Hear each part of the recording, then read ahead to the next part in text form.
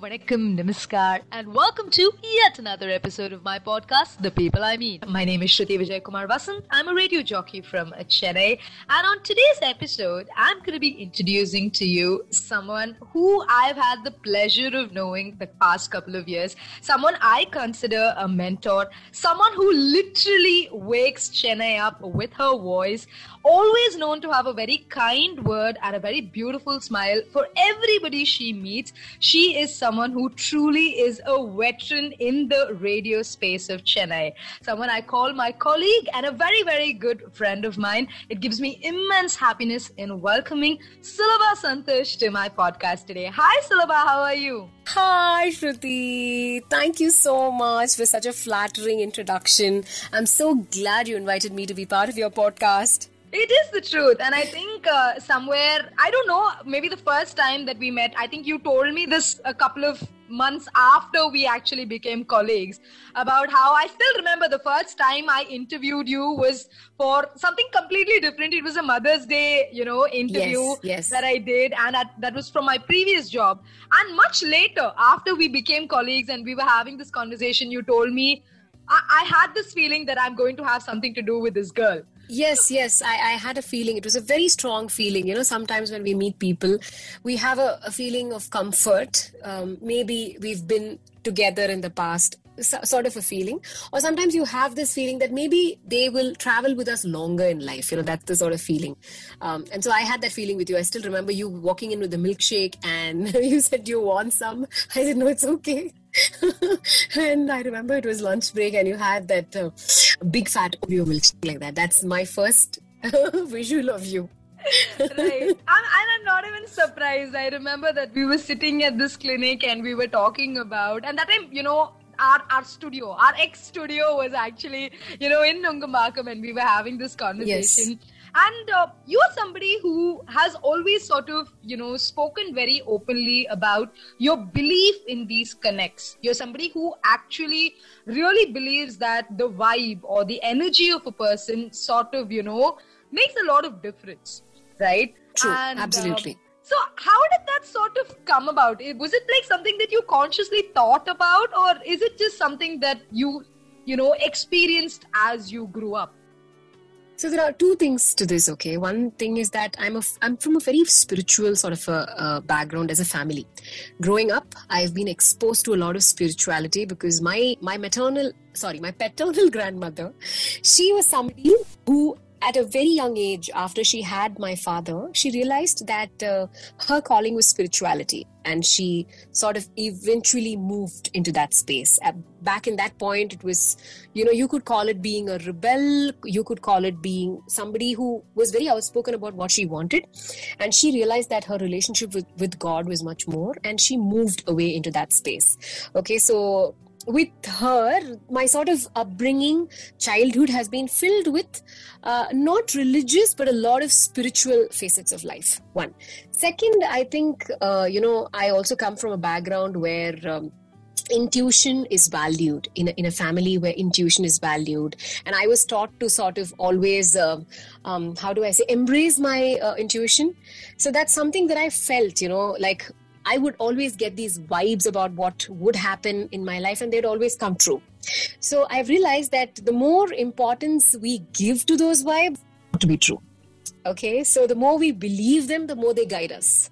Right. So maybe that's the reason, I do end up believing in a lot of spirits, in spirituality, and a lot of other things. This is a side of you that I know because we've had these conversations, right? And people automatically assume that, from the outside, that the world of being a radio jockey, especially in a city like Chennai, is all about the glitz and glamour. It's all about just, talking our way through life quite literally and meeting these celebrities, attending these fancy events, which is a far cry from what reality actually is, right? True. This side of Sulabha that people know, or Smiley Sulabha, as the nickname that has stuck with you through the ages, how do you view when people come up to you and have these assumptions about your radio journey? Because I'm sure you've been asked this question several times. So how does it feel to say, how did you come into this? So how do you sort of explain to so many times, okay? It's very funny. I've had a couple of funny instances where this girl used to incessantly call up and she used to ask me, can you please give me Brian Lara's phone number? Wow. I wouldn't know whether I have to laugh or cry because she believed that I had it with me all the time and I wouldn't share it with her. Right. That was the point. So after a couple of times I told her, you know what, I think I'd like to talk to your parents, because she used to call me every day at the same time and ask me Brian Lara's number. She was a school-going student at that point. So I told her one day, I'm going to call your mom. And she said, okay, fine, forget it. I know you won't give it to me. Fine, at least can you give me Sachin Tendulkar's number? She said this to me, okay? Wow. So then I realized, see, the perception that people do have about us, like you said, is a far cry from what it is, right? So to me, I understand that people look at us in a different way, and what we are is very, very different. We're just normal individuals, and this happens to be our job. When people, tell me that, oh, you're a celebrity, I keep telling them, this is my job. I look at it like that. Okay, so even an actor, I look at him like that. He may be a very big star and I respect him for that, but I respect his craft for all of that, right? So it could be anybody really, really big. And I think how I would respect someone is how well they handle their craft. Now, the same thing could be even a sweeper. A sweeper who sweeps brilliantly, to me, is somebody that I would respect because of his craft. Okay, so this doesn't mean that I'm demeaning anybody doing really big work. It's not that. But what I feel is how genuine we are to our work and what sincerity with which we do our work is what amounts, and not about how popular someone is. That's how I look at it. Okay, so that's a very honest, sort of response to the question, because I feel somewhere you've always been this person. You are diplomatic to the T, right? You always believe that. Yeah, because, and I can say this with a lot of confidence because I've seen how you handle these situations and how, in our everyday hustle and bustle of getting together, that to a morning show is something that requires like a lot of people actually, technically, to work with the producer, to get the content and to get the show produced. But you've always sort of handled it, as a single force.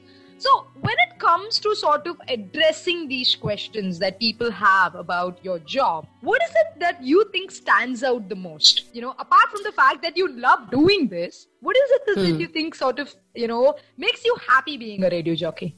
Recently, Shruti, I should tell you what happened. A friend from UK, somebody I had known through radio. Okay, now she's in the UK. So she reached out through social media and she was telling me about how at least 10 years ago, okay, at least 9-10 years ago, when she was in Chennai, she used to take her father to chemotherapy every day. So now one can imagine the sort of mindset that a daughter would be taking her father to chemotherapy. It's not the ideal mindset, you're not happy. So at that point, apparently she used to listen to me, she used to listen to my shows, and I remember having connected, I've played her a request, small things. 10 years later, she pings me from London on social media and she remembers that. Right. So now this is what sort of, makes my day. I have so many instances like this where somebody says, I was going today to file my divorce. I was having a bad day, but I heard this and that little moment, my life was better. These are the responses that sort of, make me feel that it's all worth it. Because when I gave up my corporate career and when I came here, if I was looking at money, this was the last choice I should have taken, even back then. Okay, because media, unlike many people, what they feel, it's not the most paying jobs, right? So today when I look at my peers who are my classmates, who are my batchmates and how well they are doing in their corporate careers, if I were to compare my existing salary with theirs, it would be a joke. Right. Okay. The feeling payback what I have got in terms of this satisfaction and this happiness is what I think is equal. That's what justifies it in my head. That's just so beautiful, Sulabha, because, as you talk about this, and we've always had this conversation, we've always sort of discussed how, the little things in life sometimes take up the biggest space in our hearts, right? And we've had True. this conversation over lunch. We've spoken about how success means different things to different people. And we've personally had conversations about how we look at some people on social media and they're like, dude, how are they managing this life, right? And Absolutely, right? We've done all of that, right? But we, at the end of the day, like you said, that satisfaction of being able to sort of put a smile on somebody's face and sort of just change their life for just that one moment, because we never know, right? Statistics don't tell us. Yeah, statistics don't tell us who is listening. Yeah. So to anybody who's wondering why Sulabha and me are so in sync with each other, it's because, you know, we've had these conversations and we've worked together as colleagues side by side for quite a while. And, Shruti, I would like to, tell this to your listeners. See, when you're talking to a room, it's just a mic, right?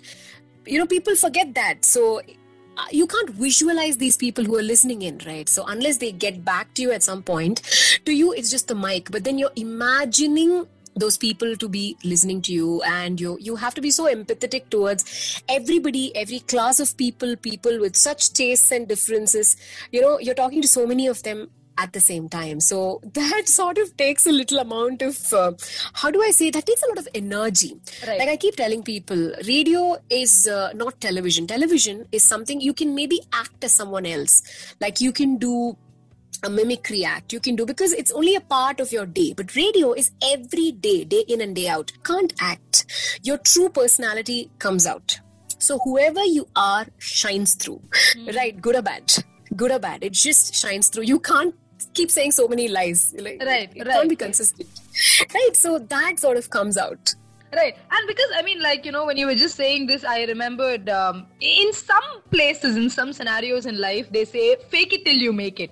But in radio, unfortunately, that doesn't work at all, because like you rightly said, who you are as an individual clearly shows, and people sort of, relate to that quite a lot. And they have this mental image of who you are as a person from what they hear. It's not even a visual. Today, of course, there's social media. They see us. They can interact with us directly. Facebook, Instagram, all of this has made it quite possible, for them to get in touch with us. But it was not the case when you started off. So just going back and talking a little bit about the beginning, Sulabha, because I don't know how often you've spoken about this, because I know that I've told you this also. I could never imagine you in a corporate situation dealing with investments because you came from the banking field. Yeah. So how did that happen? It still boggles me to this day, because this happened. Like, you were one of the veterans who started off, when the actual radio scene came to Chennai. So take us a little bit through that. See, I come from an academician's family. All of them, when you score 90, it's like a normal in the household, what happened to the rest of the 10 marks. That's how it is. Okay. But then from a very, very broad-minded family, I should say, when I wanted to take up commerce, my father never asked me, why commerce? It was very accepted. Yeah, I said, I want to learn how business works. So he said, fine, go ahead. Even though I had a very good percentage that could have gotten me easily into science, they never questioned me. They never said, oh, commerce is for dimwits, or nothing like that. Right. Thankfully, the very open-minded family sort of helped. And it's an entrepreneur's family. So they're not averse to taking risks. Yeah. So I think business was like a natural choice, and I moved towards that. But then 1 month or couple of months in the corporate, I realized, it was not cut out for me. Right. Looking back, maybe had I given it more time, I would have sort of fitted in. Okay. But thankfully I didn't. Before I realized I had even become a permanent employee, I saw this advertisement of a radio company that was setting shop in Chennai, and that made me just take off. Like, I've listened to my heart, Shruti. When it comes to the most important decisions of my life, me, who is the absolutely logical left-brained person, jumps at what my heart says, which is such a weird combination, I feel, okay? Because usually I'm the left person, okay? Right. Your spreadsheets and your everything, plan, everything. But then the most important decisions of my life, it's only my heart that rule. So and I went. So I walked into an audition and I had no experience of radio. Please mind you, before I came to radio, I have never been on the stage speaking.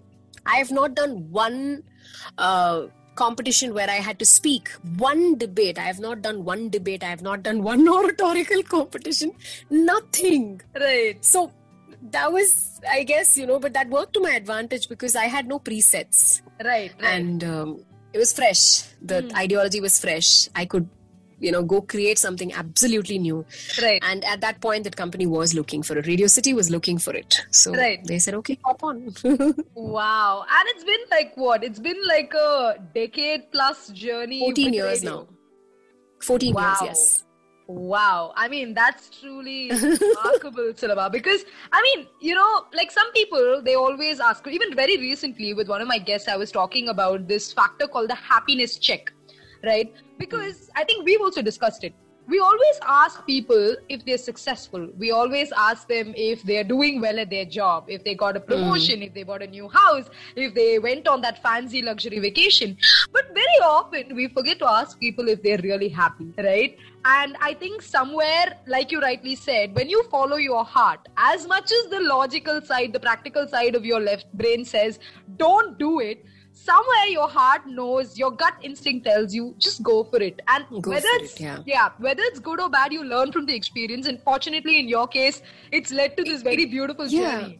See, at that point, you wouldn't believe this. Even a website was not heard of at that point. I'm talking about 2006. I didn't know if a company like that in Bombay existed, honestly speaking. Okay, so that was the first around when, you could go search for a website. That's all. Okay. There was no Instagram page or Facebook page for you to go figure out if a company was actually launching in Chennai, right? Right.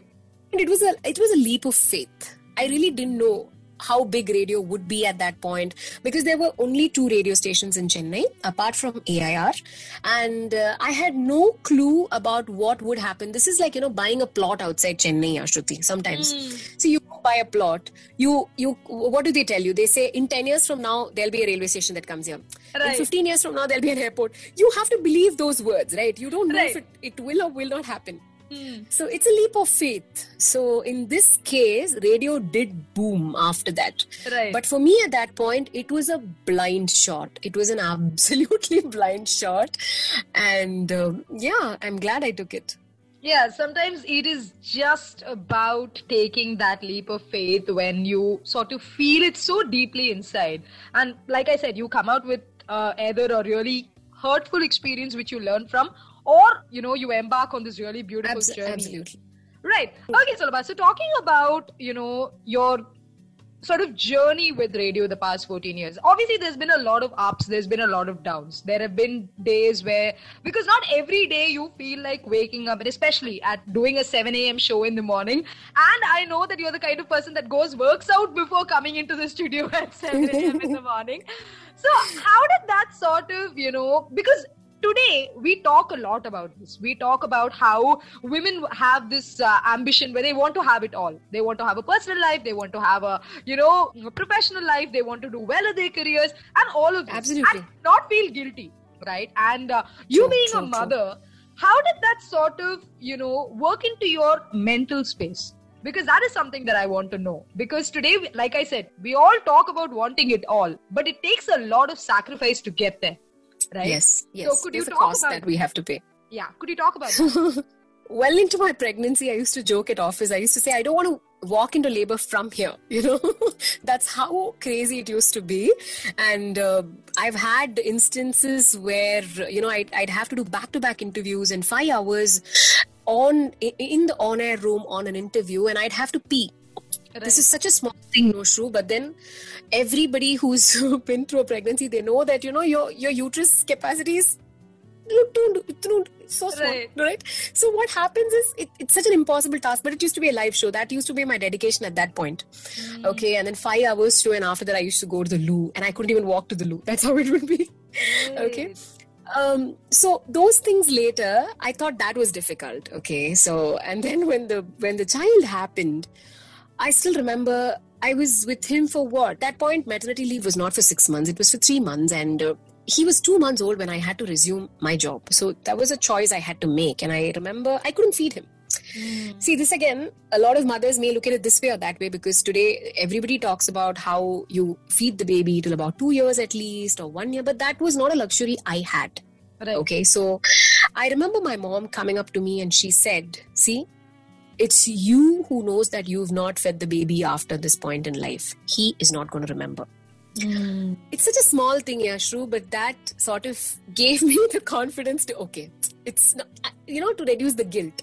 Because from one working mother to another, she told me, let go of all these things. If you want to go back to your job, you can't, because I'd have to give up on my job, right? So I can't say I'll come after 6 months. Nobody was waiting with flowers, for me to come back after 6 months. There are people waiting to fill up the job. Right. So I had to go back. There used to be points when, I used to be sort of lactating in the studio when the child is hungry at home.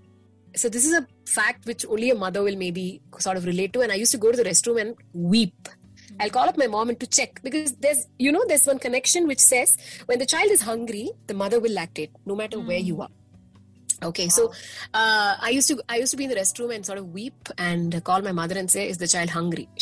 I can hear him scream in hunger, and she'd be preparing the bottle for him. So I've crossed those stages. Now, if you ask me if it was worth it, those are, I think, personal choices. Right. Okay. Right. So somebody might decide to go for it, somebody may not. But as far as Samrit was concerned, he adjusted brilliantly to it. So cut to 3 months or 4 months, my mother-in-law said, to you this job's important, so I would come and camp for you. She left her husband elsewhere, came and stayed with us for 5 years, vouching to take care of him when I went behind my dreams. That's what I should say. So it takes quite literally a tribe to raise a child, I mean, I think that is just, and I've always said this to you, Samrit is like a godsend, right? I mean, with the many interactions that I've had with him over the years, like you said, it takes a tribe to raise a child. It takes a village, quite literally, to be able to raise a child. And as a mother to sort of, because I'm not a mother, but I can sort of say that to reduce the guilt a little bit. Right? Yeah, it's not about the guilt. The guilt never goes away, because there are people constantly saying things, oh, how could you do this? Or, the external world is always asking you questions for which sometimes you may not have the answers for. Right? And today we say, it's okay, I don't care about what people say. I don't need to. You don't owe anybody an explanation. You have your own self, right? See, the child was born, of course, because of my wish and will, and I'm responsible for him to a certain extent, right? So that is also there. Having to answer my own self, like when he used to be sick, I remember till 5 a.m. he would cry. I would, give him to my mother-in-law at 5 a.m. and I would go, because I have not slept the entire night, and I would go to do my show at 5 a.m. Move. That sort of thing. And I used to cry because, I know he's sick, and when he wakes up, he's going to look for me. Right. So when it's a child, and when the child's so dependent on you, there is that emotional trauma that I think every working mother goes through.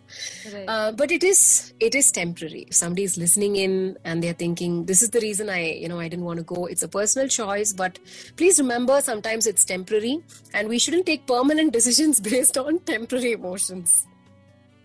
This just sort of seems like Sudha telling me this. Like, for anybody who's listening, Sudha is one of Sulabha's best friends through childhood, and I think somewhere we've had this conversation also, where I've always said, ask Sudha to please adopt me. So Sudha, if you're listening, this is like a constant wish that I tell Sulabha. But yeah, getting back to talking a little bit about the support system, right? And you've always said this. You've always spoken about how you've always been very fortunate to sort of have this very strong relationship with the people in your life who've always backed you.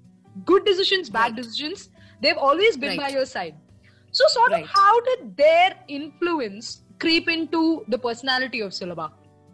So I think one needs to understand that, when do parents have a lot of confidence in us? When we sort of also live up to their, expectation. Now, when I say expectation, it means, I guess, from my childhood, I've been a very responsible child. So whenever I took decisions, okay, this girl would have considered all these factors only, then she would have sort of come up to that. And I think the same thing worked with my mother-in-law as well. Okay, moving much into my life. And so there are some things you need to oversee, Ashru. If you need people as your support system, you need to be the one who's theirs as well. Right. Okay. So I think it works both ways like that. And you should be able to, my mother used to always say, you should always look at the bigger picture. Don't get bogged down with the smaller details. With any relationship, right? Sometimes a small little something gets into our mind and we end up ruining the whole relationship over it. Right. So we shouldn't do that. So especially when you're co-parenting a child, such instances keep happening. It's not the easiest. Okay. So even if it's your own mother or your mother-in-law, there are so many differences which come. This is how I want it. That is how I want it. So one can't be so specific about so many things. If you're so specific, then you have to tend to all of it. So I used to give them autonomy. Do what with him? Stuff like that. Okay. So that is how he grew up in. So he is responsible to everybody. Right. Okay, so co-parenting on that level. See, he is answerable to so many mothers as well. Right. So that's how it works. Wow. Okay, so that's quite an interesting, sort of perspective to look at when it comes to support systems. And going back to sort of talking about this journey that you've had, right? And I noticed in this brief conversation that we've had so far, you've mentioned your mum stating so many things to you. And I know she holds a very, very important place in your life, not just as a mother figure, but as somebody, like you said, from one working woman to another. So how do you sort of, see that relationship with your mother today as opposed to maybe 15 years ago? Okay. That's an interesting question. I mean, as opposed to 15 years ago, see, the thing about my mother is what I've learned now that I never learned as a child was that she has always given me a lot of space. And she never told me, do it like this, do it like that. No. And both my parents, they let me take my decisions. That's a major, major thing. I'm the only daughter and I come from a family where on the mother's side, I'm the only daughter. The rest of my cousins are all boys. Despite coming from a very, very, very protective background, I was never told you should dress like this, you should wear this, you should do this, study this, you should look like this. Nothing. So most of the things I took it upon myself on how I wish to be. And the others were just broad guidelines. That's it. And my mom's never ever interfered, even today, on how I am with my husband or with my child. She's not an interfering parent at all. She's always given me that space. It's up to you. It's your call. So, whether it is about me being with my friends, she'd give me my space. Even back in school. My father used to say, learn to do this. Drive a car. It's okay. Learn to do this. I mean, stuff like that, they've never sort of told me the specifics. See, when we start giving our children the specifics, at the first, it seems like, we have a lot of control over their lives. But what happens is when they grow up to be adults, they forget how to do it. Right. Sometimes they never learn how to do it. So now they don't look up to the parents, but they end up looking up to the husband to learn how to do it, especially the girls. Right. I still know so many women who can't decide what color suits them the best, like which dress to wear. And they'd go stand in front of their husband and say, should I wear this or should I wear that? They're so confused. What happens? See, it's just a dress, right? But it's not just a dress. It's about every other decision that you make in life. You're always looking at someone's validation. You're always looking up to someone. It's pretty, it's beautiful. So a validation is something that we seek. We end up seeking all our lives. And we never sort of really accept ourselves or never learn what is good for us ourselves. And it's a long journey like that, That is something my parents were very, very, I don't know if they did it consciously or unconsciously, but it just worked. Right. I mean, and I think, like you rightly said, right, because we've had this conversation about how, the parenting skills are so different today as opposed to what it was many, many years ago. And I've shared with you several experiences and instances with my mother, because my mother and I have only like an 18-year difference, right? So more or less, my mom doesn't have this so-called generation gap, if you would call it, like that. But we still have those moments where we are literally at each other's throats and I'm like, listen, mother, I don't want to talk to you. It's best that we don't continue this relationship further. But today, like, obviously she still is the most existential, my identity completely sort of revolves around her and my existence sort of revolves around everything that she does. But yes, if we get into the mother's conversation, I think it's like a completely different, episode altogether. But just sort of, going back and talking about this journey with Radio Sulabha, there have been a lot of, like I said, ups and downs, right? But if you were to sort of consider only the ups, right? Could you maybe share with my listeners two of your most something that you hold very precious to your heart, something that you hold very, very dear to you? Okay, it's so difficult to actually quickly, put it up in a flash like that. Right. Like I told you, of course, the interviews, right? The interviews that I've had with a lot of people. Now, that is something I hold very close to my heart. Since it's over such a long period of time, it's become who I am right now. Right. So many of their perspectives have sort of been a seed in my own mind. I've thought about it and I've grown over it. Now they've become my ideas. That's how it is. So many people over such a long period of my life. So this is something I consider another very, very big takeaway from my job perspective, is the fact that I got to interact with so many amazing minded women or men, for that matter. Okay, so somebody who was like Dr. Suniti Solomon. Again, now please remember, I might not say all the top heroes and heroines, but these are people who are, according to me, so much more like they worked their ways through, whether it is Dr. Shanta from Cancer Institute or Dr. Suniti Solomon, who first said that AIDS exists in India. Imagine in the 80s, when nobody even knew about AIDS, there was a woman who goes to the parliament and says, we have a problem. And all the ministers her like she did some big crime. And she takes up this whole responsibility. And we've come such a long way in the fight against AIDS, thanks to her. So these are the sort of characters that I've, had the chance to meet. And I treasure that. Look at their grit and, look at their... the sort of behavior that they have consistently shown. Okay, she is no longer there with us, Dr. Suniti Solomon. But when I met her, I realized, oh my God, such amazing people. And we don't talk about them much. They're not big celebrities like that. Many of them don't even know them. But these are the real heroes, if you ask me. Right? Or, for example, a woman from a small town and, she would have given up so much in her life and now she's into farming and bringing up such amazing people. So many stories like this, Shruti. So many stories like this. Okay, so one would be the people that I've interviewed, but again, not the typical hero-heroine. Not the celebrities.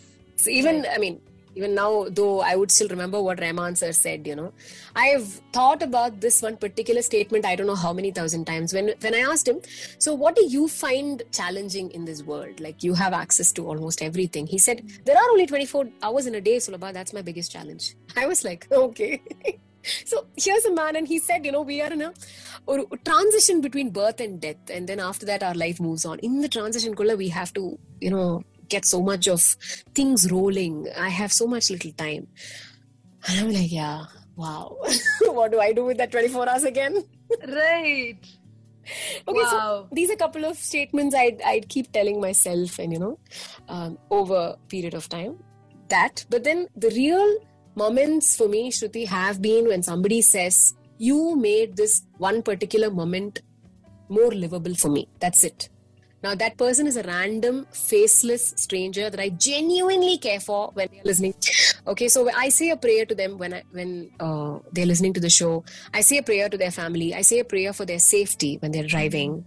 So that feeling is my biggest takeaway on my radio show. Wow.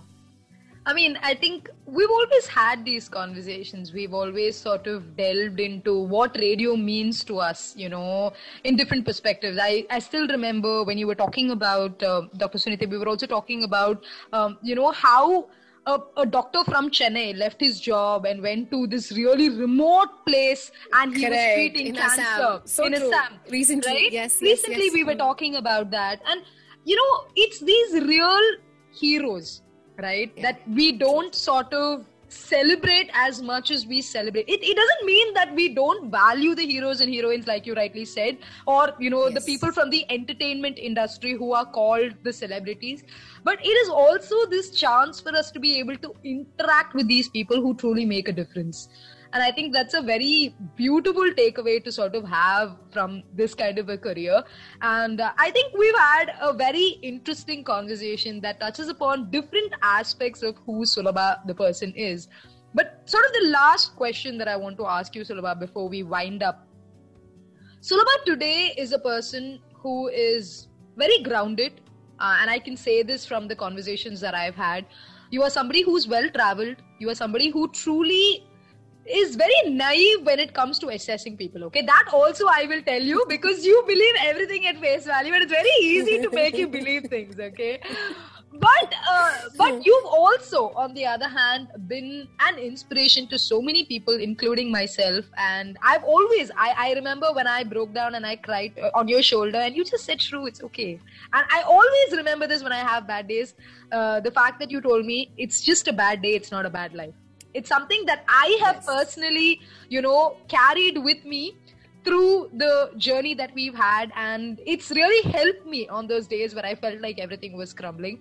So you've been all of these roles. You've been a wonderful mother, you've been a wonderful, host, you've been a great friend, you've been a good, human being overall, is what I truly feel. So in all of these roles that you've played, what is something that you as a person hold very close to your heart? See, how can we sort of differentiate these roles, Yashru? I mean, the point is, to me, if you ask me, it's all stemming from this individual or the soul who is here in this world for a worldly experience. That's how I think of human beings, okay? So we are all souls who are here for this worldly experience, right? So now we all have facets. In the same facet, it's the same person who can love somebody as a mother, who can love somebody. Because before I met my husband, I didn't know how I could possibly love someone as equal to myself. Really, honestly. I've never been through that emotion. So when I met him, that emotion got unraveled. Okay, so this is love.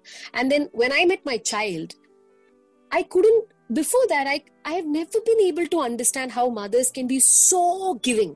Like, give your favorite chocolate of the world away to your child. That used to be, I used to keep thinking, I used to ask my mother, how do you do this? Like, if there's just 2 chocolates, my mom will give me 1.5, and I look at her with doe eyes and she'll give me the remaining half as well. Right. I've been very cheap like that. I used to always ask her, don't you feel bad for giving your chocolate away? And she always smiled. She said, how does it matter? It's just a chocolate. So when I had Samrid, I realized, oh my God, I had such a small heart before this. Right? my heart just became bigger.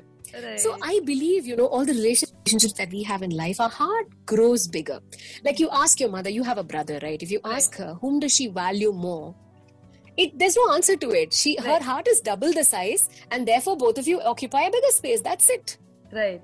Versus just having one child. So it's the same way. So I have bigger space in my heart for the more number of people I meet and for more of the roles that I do and stuff like that.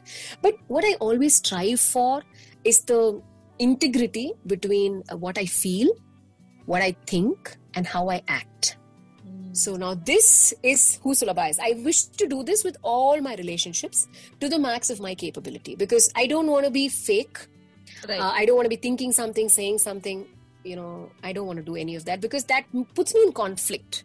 Right? I can't fool myself, right? So as much as philosophical as it sounds, I'm sorry for that, but I try and do this, which is why I think we've spoken about this as well. I started becoming a fan of being honest much later in life. I realized it's easier being honest, and you end up respecting your own self so much more. Okay, so someday I want to be at peace with who I am, what I think, how I feel, and what I do. I want all that to be in the same file. Wow.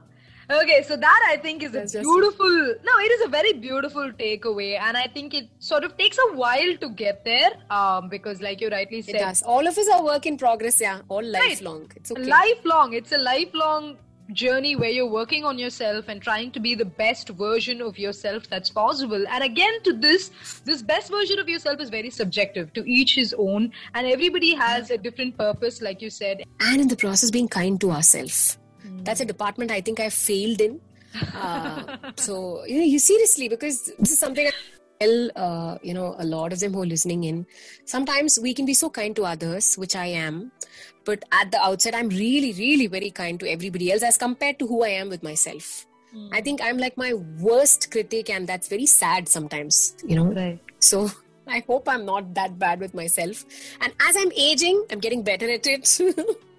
I think that's what it is about, because, with age, with the number of years that we sort of celebrate with our lives being in this existence, I think that's pretty much what we got to do. We got to let go of those emotions, the unnecessary negative vibes that we carry around, and just learn to be kinder to the people around us and to ourselves. And I think that's a very beautiful way to sort of wrap up this conversation. So, like I've always said, Sulabha, you've always put a smile on my face. You've always made me feel good on even the not so good days. And you've been an incredible mentor to me and to a lot of people who've sort of wanted to get on this radio journey, right? Even if they've not maybe had the chance to express to you, I think on behalf of all of them, I say this to you today. Thank you for being that inspiration. Thank you for showing us how it's done. And thank you for always lending a ear to listen to our problems, because I think not a lot of people do that today in this day and age with everything that's so hurry-burry.